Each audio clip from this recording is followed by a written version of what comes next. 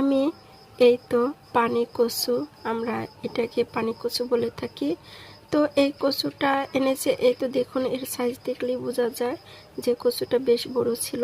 যাই হোক, ভালো করে কেটে ধুয়ে এই তো চুলায় সিদ্ধ করতে দিয়ে আমি এদিকে পাটায় রসুন আর পেঁয়াজ বেটে নেব, আর কালো সরিষা।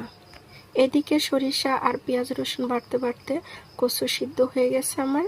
তো কচু ঝরা দিয়ে স্বাদ মতো লবণ আর হলুদের গুঁড়ি মিক্সড করে অনেকটি কড়াই চুলায় বসিয়ে এই তো তেল দিয়ে এক এক করে ছেড়ে দিয়েছি। এই তো দেখুন আমার কচুগুলো কি সুন্দর ভাজা হয়ে গেছে। তো কচুগুলো এত ভালো ছিল যে সে নরম, মানে সিদ্ধ হয়ে গেছে। তো যাই হোক, আমি অল্প কয়েক পিস নিয়েছিলাম।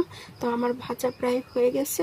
এখন আবার অন্য একটি কড়াই চুলায় বসিয়ে তেল দিয়ে এই তো বাটা পেঁয়াজ রসুন আর সরিষা দিয়ে ভালো করে ভেজে নিয়েছি। একটা রসুনের ভাজতে ভাজতে যে ঘ্রাণটা হয় ওই রকম হয়ে আসছে।